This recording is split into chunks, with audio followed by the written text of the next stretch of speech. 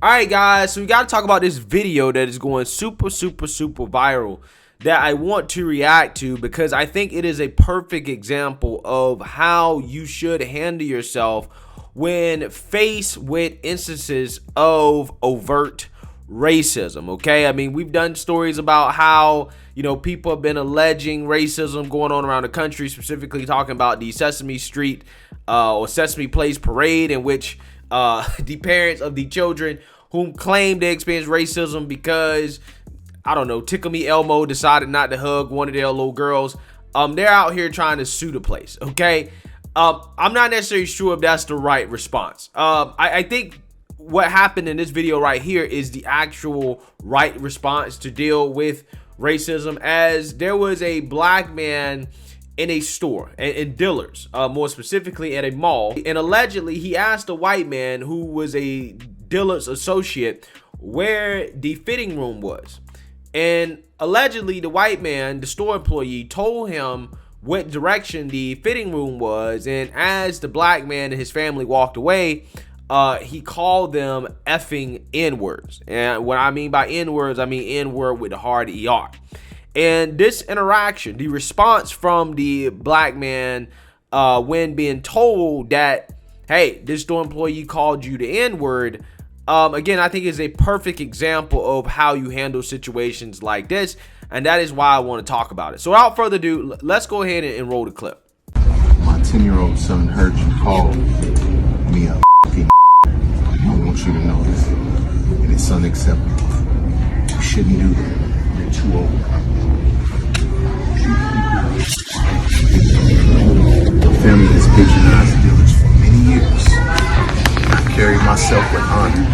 I would never disrespect any human being or call them outside of their name. That of what you did. You don't know the impact of what you've done to my son. But maybe you were unaware. I didn't even notice. It doesn't matter about you noticing me. You shouldn't be speaking that way, period. So if you know that, then why do that, man? All I heard, I thought, because I had hurt my leg, and I said, You hurt your leg and you said, I didn't know. That's all. I thought that was all that because I said, you know, my fucking guy or something like that, because I hurt my leg cramped up. But I didn't even know you were. Listen to what I'm saying. I am.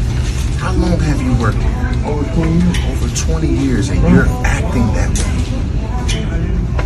You don't know what straw could break the camel's back. You don't know. I know. But you disrespected myself. You disrespected my family. But I would never do your children or your family or even you or no human being that way. I would never treat anybody that way. But I want you to know, man to man, that shit's not cool. And you don't know what young man. I have grace and honor, and I was raised with morals and values. But I lost a lot. I lost my mother. I lost my mother-in-law. I lost my sister. All last year. You don't know what mental state the next human being could be in. And it wouldn't be a cop. It wouldn't be a security guard. It wouldn't be nobody that could stop me from getting on your ass if I wanted to. You understand? So I want you to know that. Think about that. It doesn't matter about the age. Treat human beings with respect and morals and values. You understand that? Now I have to go home and correct my 10-year-old not to be a damn idiot. Don't act a fool. Don't be like Homer. Homer don't have respect for my kind or any human being. This ain't a black and white issue. This is an idiot issue. And I want it to be addressed. So I told your supervisor, we have everybody heard you say it. So I want the whole store to know you was dead wrong. And I just bought this stuff at Dillard's with Homer working here. I wouldn't treat anybody like that, man. And you're dead wrong. So may God bless you and you keep moving forward, and I'll pray for you, Homer. Thank you. Peace and blessings. Yeah, that was the perfect response. That was a class act from a man whom experienced racism, okay? He experienced overt racism when the store employee called him an effing N-word, okay? Apparently for no reason. Now, this guy is saying that it's because he stomped his leg or something like that. Like, come on, bro. Like, seriously? Like, come on. yeah, I mean, the way that this guy confronted the store employee about it is exactly what you should do, okay? What you shouldn't do is hoop and holler and make a fuss and try to beat the employee up, okay? Result to violence in situations like that. What you do is that you address it the right way. You go to the store manager and you say, hey, this is what your employee allegedly said. The whole store heard it. You should investigate, right? And I believe that the reason why he actually approached Homer personally is because I think the store manager wasn't available or something like that. So he decided to address Homer personally about what he said, okay? And the way he approached Homer was respectful, okay? He wasn't trying to be violent. He didn't get loud. He talked to him like a man, and he corrected Homer's behavior, right? And I feel like after that, this is going to be done, right? I feel like Homer probably won't be called anybody the N-word after that. And honestly, Homer probably got his mind changed, or at least I hope that was the case, because what I'm about to say is probably counterintuitive, but I've had personal experiences with this, right? Personally, when you respond to racism with being nice, okay, and showing that, hey, I'm not the person that you think I am, that honestly changes a person's mind. And the reason why is because in a situation like that, that man could have turned up even more, and nobody would have blamed him for that because they all heard it and Homer admit that he said it. So if the black man would have tried to beat Homer up, right, or would have demanded that he be fired, I think that nobody would have batted an eye, right? I think everybody would have been like, okay, well, hey, this is what the guy said. Even though I don't think violence is reasonable, even if you're called the N-word, I don't think it's reasonable. But there are a lot of people that will resort to violence over that, right? I don't think that's a smart thing to do. I think that's a stupid thing to do. But some people will do that. When people don't do that, when they use restraint in a situation like that, a lot of times that shows the person that made that remark that, hey, you know, maybe I have the wrong idea about these people, right? Maybe these people aren't the way I think they are, right?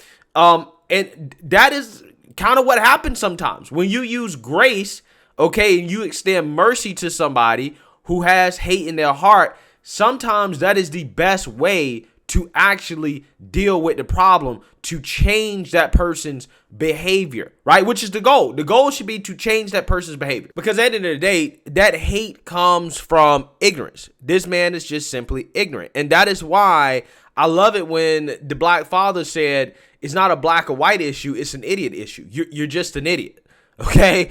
Because again, that only an idiot would say something like that and risk his job, a job that he's been working for 20 years because he wants to call somebody a racial slur, okay?